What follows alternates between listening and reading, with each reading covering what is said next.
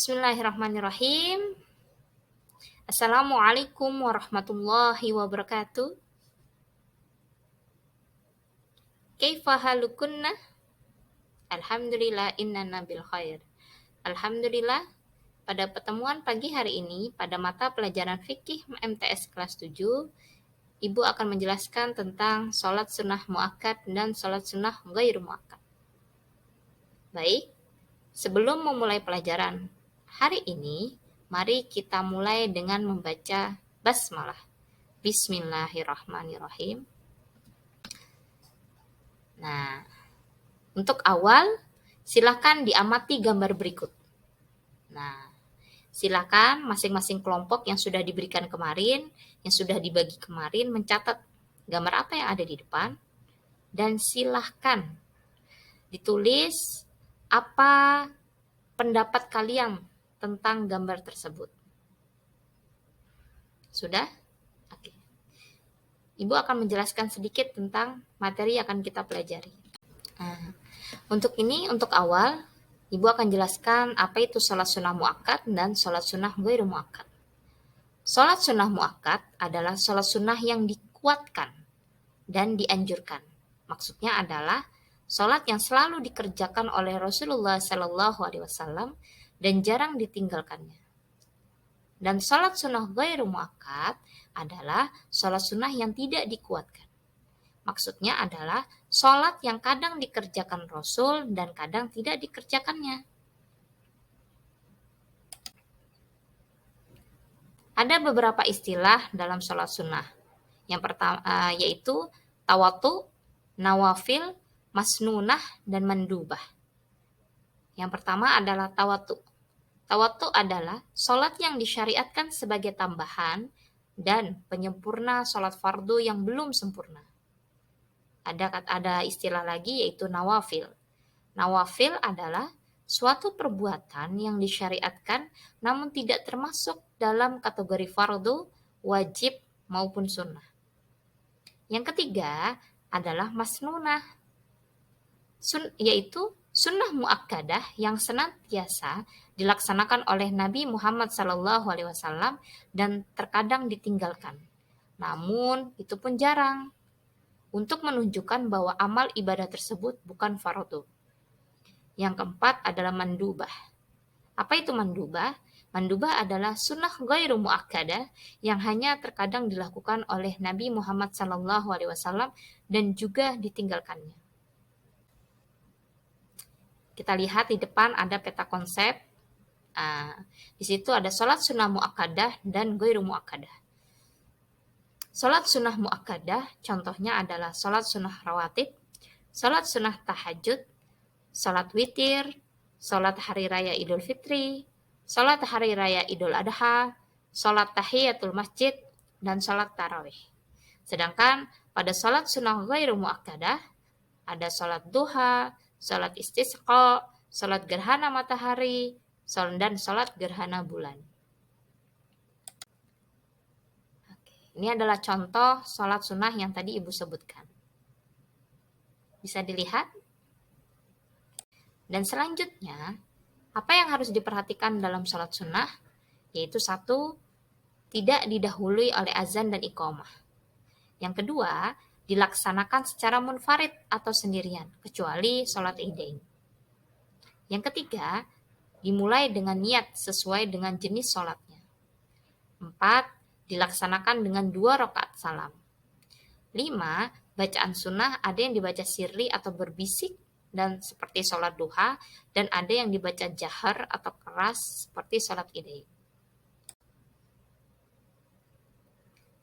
Dan sekarang Ibu akan jelaskan sholat sunnah muakkadah dan macam-macamnya.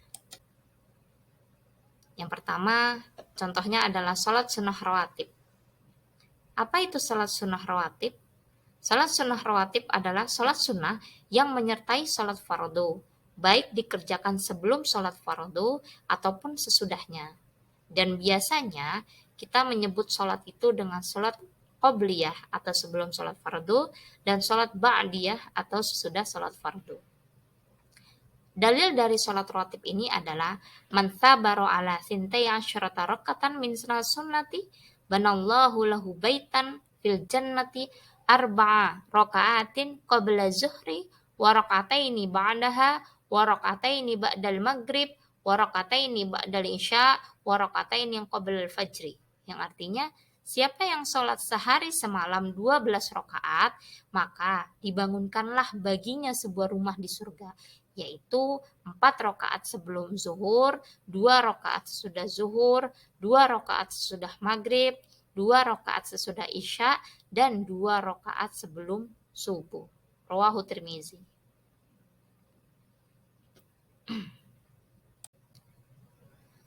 Oke. Nah, sholat sunnah rawatib menurut kesepakatan semua ulama itu ada 5, yaitu 1.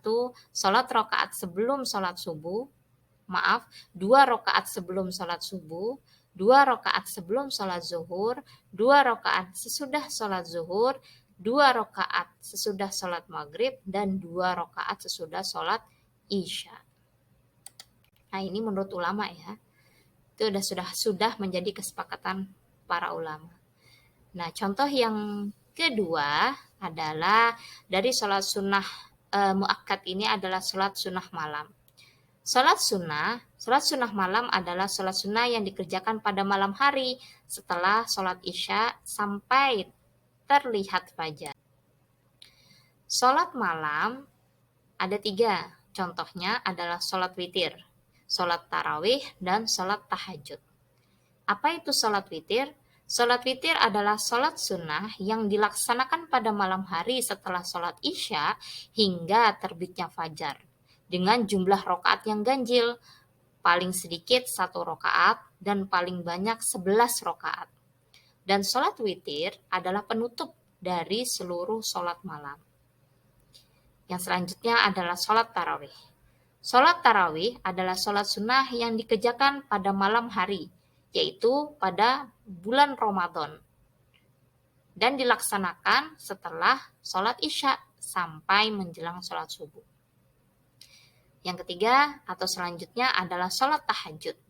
Sholat tahajud adalah sholat sunnah yang dilaksanakan pada malam hari. Waktu yang paling baik untuk melaksanakan sholat tahajud ini adalah sesudah bangun tidur setelah sholat isya, sepertiga malam yang terakhir. Jumlah bilangan rakaatnya paling sedikit 2 rakaat dan paling banyak tidak terbatas. Dan selanjutnya adalah sholat idain. Sholat idain adalah sholat idul fitri dan sholat idul adha. Sholat idul fitri adalah sholat yang dilaksanakan pada tanggal 1 Syawal, yaitu setelah kita berpuasa 30 hari lamanya pada bulan Ramadan. Yang selanjutnya adalah sholat idul adha. Sholat idul adha dilaksanakan pada tanggal 10 Zulhijjah. Sholat idain disyariatkan pada tahun pertama Hijriah.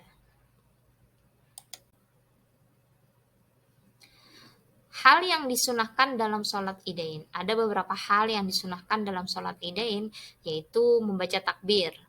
Yang selanjutnya, mandi berhias, memakai pakaian yang paling bagus, dan memakai wangi-wangian. Makan sebelum sholat idul fitri, sedangkan untuk sholat idul adha, makannya adalah sepulang dari sholat id.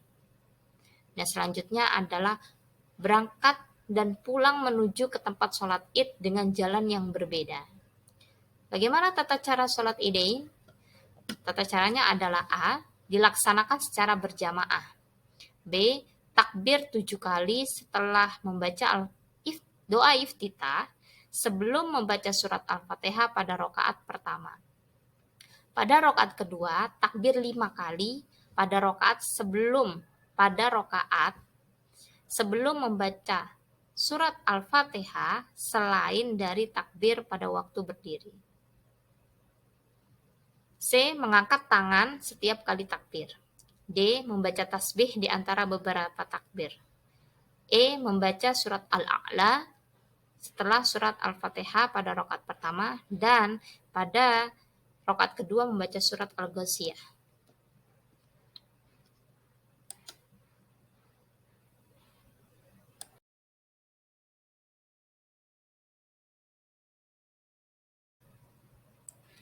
Dan setelah ini saya akan menjelaskan atau ibu akan menjelaskan sholat sunnah ghairu muakkad.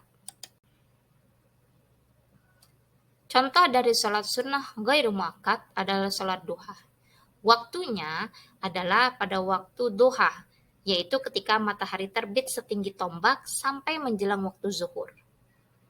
Apa hukumnya? Hukum dari sholat duha adalah sunnah. Dan bilangan rokaatnya sekurang-kurangnya adalah 2 rokaat dan sebanyak-banyaknya adalah 12 rokaat.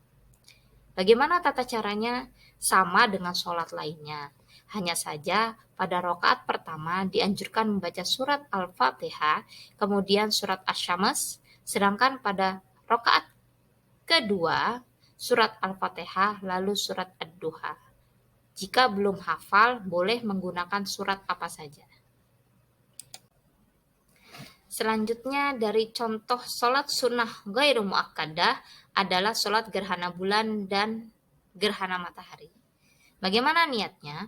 Untuk sholat gerhana bulan, niatnya adalah usolli sunnatal khusufi rok'ataini imaman au ma'muman lillahi ta'ala.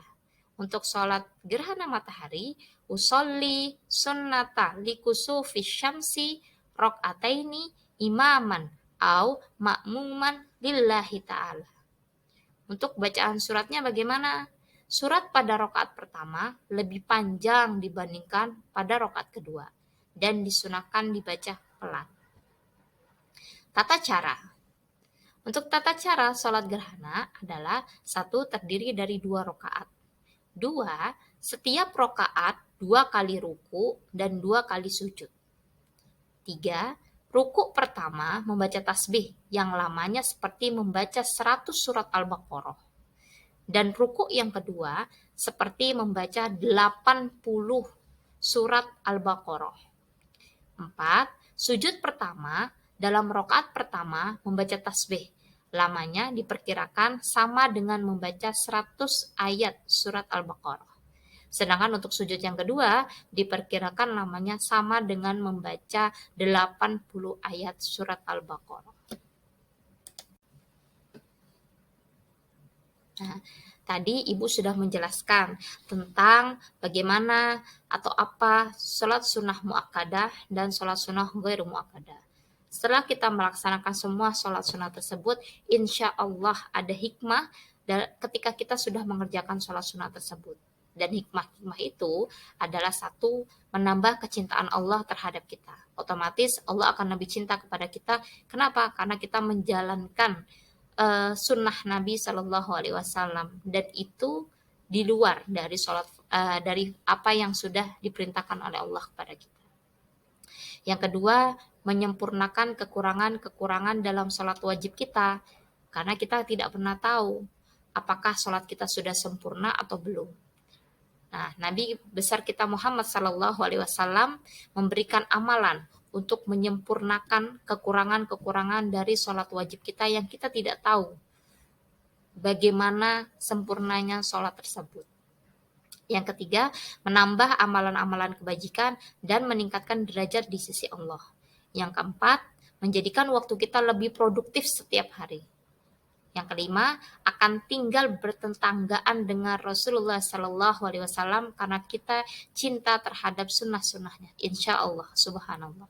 Yang keenam, mendapatkan keberkahan. Yang ketujuh, memperlancar berbagai rezeki kita. Nah, kenapa? Karena lewat sholat Allah menjadikan tubuh kita lebih sehat dikarenakan kita banyak bergerak. Ya. Alhamdulillah. Thank you. Do you have any question for me before we go?